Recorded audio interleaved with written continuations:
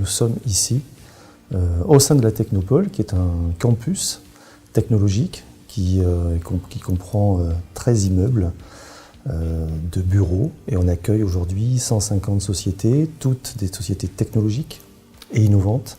Ça représente 1300 personnes qui travaillent quotidiennement sur le site. Et on continue à se développer puisqu'on accueille environ une vingtaine de nouvelles structures chaque année. Moitié des jeunes créateurs d'entreprises, ce qu'on appelle aujourd'hui des startups. Moitié des entreprises déjà en développement qui viennent chercher un environnement technologique et scientifique ici. Et donc on en accueille 20 nouveaux. Et les entreprises qui sont ici, ce sont aussi des entreprises qui sont à fort potentiel de croissance et qui régulièrement nous demandent des surfaces complémentaires. Donc tous les 3 ans et demi, on est obligé de construire un nouveau bâtiment et on continue nous aussi à se développer au rythme des entreprises qui sont ici.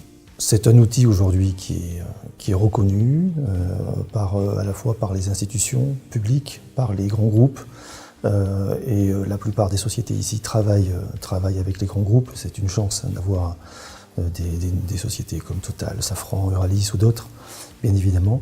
Et donc nous, on est spécialisés sur certaines filières, comme toutes les technopoles en France. Technopole, c'est un label. On est 50 technopoles en France. La mère de toutes les technopoles, c'était Sophia Antipolis, c'est toujours d'ailleurs, à Nice. Et donc on remplit 3 grandes missions, l'aide à la création d'entreprises innovantes, l'animation des grandes filières et le marketing territorial pour accueillir des projets exogènes au territoire. Et donc sur l'animation des filières, effectivement, chaque technopole se spécialise en fonction de son environnement économique. Donc nous, on est sur les géosciences et le génie pétrolier, forcément. On est sur les matériaux composés, matériaux avancés, composites plutôt, de par la présence de Safran. On est sur l'environnement, l'énergie, et on est, comme tout le monde, on va dire, sur le numérique.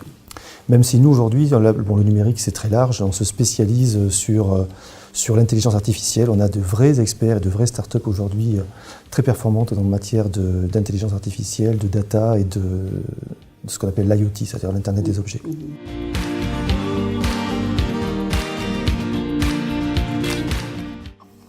Donc un créateur, il a besoin de ne pas être isolé, il a besoin d'être dans un cocon, il a besoin de trouver des financements, de trouver ses premiers clients. On travaille avec lui la preuve de concept et la preuve de marché.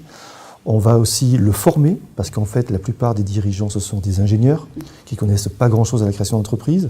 Donc il y a des cycles de 12 jours de formation par an, totalement gratuits, où on va leur donner toutes les clés.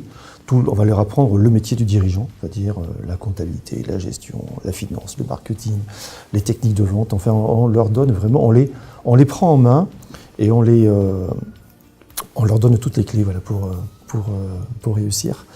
Donc, et on les aide même à constituer leur équipe, c'est-à-dire que souvent au départ ils sont tout seuls, ils occupent un petit bureau, puis ils vont commencer à chercher des compétences commerciales, compétences financières, et donc on va aussi les aider dans la constitution de leur équipe.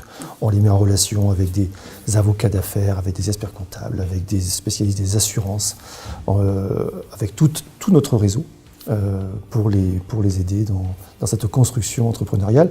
Et c'est pour ça qu'en France, il y a une entreprise sur 2 qui ne voit pas son 5e anniversaire.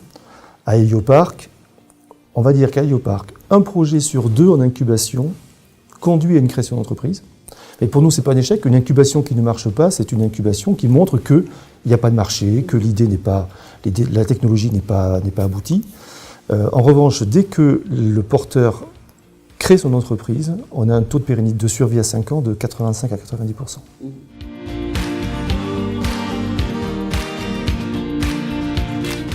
Oui, il y a effectivement un effet d'émulation entre toutes les entreprises. On a créé des zones dédiées pour les créateurs. Aujourd'hui, sur l'ensemble d'Hélioparc, il y a 150 entreprises, il n'y en a que 30 qui sont en mode start-up. Les autres, ce sont des entreprises qui sont nées, la plupart ex nihilo, et qui, au bout des 4 ans, ont basculé dans d'autres immeubles d'Hélioparc et aujourd'hui continuent leur belle vie. Certaines sociétés sont là depuis 15, 20 ans, comptent 50, 60 salariés, ce sont de belles PME locales. Et effectivement, ils sont entre eux, ils déjeunent entre eux, ils deviennent très vite amis, ils s'entraident. Parfois même, mon équipe d'accompagnateurs, on n'a presque rien à faire, c'est-à-dire que La relation, elle est tellement naturelle. Certaines sociétés parfois sont défaillantes, d'autres arrivent à la rescousse, ou certaines qui malheureusement se cassent la figure. Le personnel est récupéré, réembauché par d'autres startups qui sont autour. Enfin, il y a vraiment, oui, effectivement, c'est ça, une très forte émulation entre elles et une solidarité et souvent une complémentarité. Ils répondent ensemble à des appels d'offres. Enfin, voilà, ils travaillent ensemble tout le temps.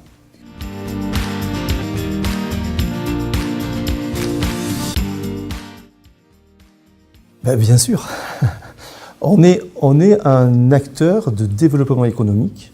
Toutes les technopoles sont nées de la volonté des collectivités locales et des grandes institutions.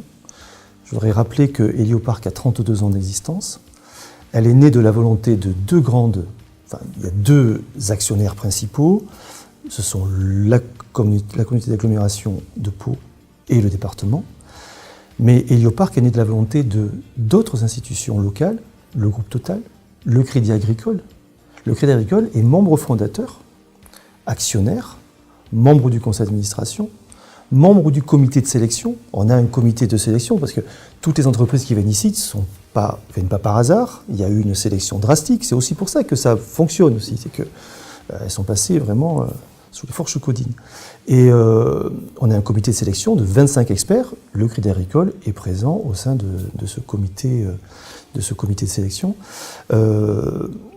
Et donc, oui, on est un acteur de développement économique. On a une vraie mission de service public. Notre but est de contribuer à la création d'entreprises, à la création d'emplois, à ce que ces emplois et ces entreprises restent ancrés sur ce territoire.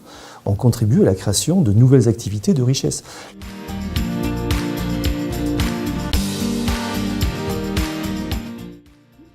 Alors je disais que le Crédit Agricole était un partenaire, on va dire, institutionnel depuis l'origine d'Heliopark. Mais le Crédit Agricole est aussi un partenaire dans l'accompagnement et dans la création d'entreprises. Et là, il y a une vraie complémentarité entre nous et la banque, tout simplement parce que nous, on va amener une expertise, on va amener un accompagnement, et le Crédit Agricole va également amener sa propre expertise et le financement. Et donc aujourd'hui, sans exagérer, il y a plus d'une entreprise sur deux, plus d'une start-up sur deux qui est aidée par le Crédit Agricole. Parce que le jeune dirigeant, il va chercher des clients et de l'argent. C'est ça qu'il cherche. Donc nous, on va l'aider à trouver le premier client, c'est capital. Et beaucoup, on arrive à les faire référencer chez des grands groupes, comme j'expliquais tout à l'heure. Et l'argent, un des interlocuteurs privilégiés pour ce territoire, c'est le Crédit Agricole. Et la plupart, enfin, plus de la moitié des startups sont financées aujourd'hui par le Crédit Agricole. Donc il y a une vraie complémentarité. Et même, ça va même plus loin aujourd'hui.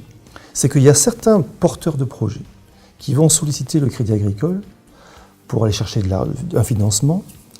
Et parfois, lorsque c'est dans des domaines un peu compliqués, notamment dans le domaine du numérique, avec des modèles économiques très différents de ce que l'on connaissait habituellement, le banquier, le représentant du Crédit Agricole va dire aux jeunes dirigeants, écoutez, allez voir Heliopark.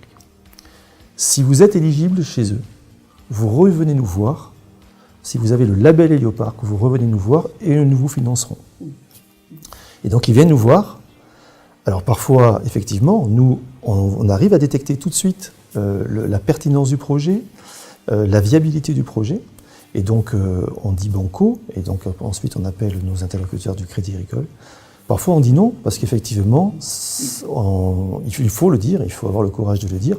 Alors pour le jeune dirigeant, c'est la double peine, parce que non seulement il n'est pas accueilli ici, mais il n'aura pas de financement du crédit.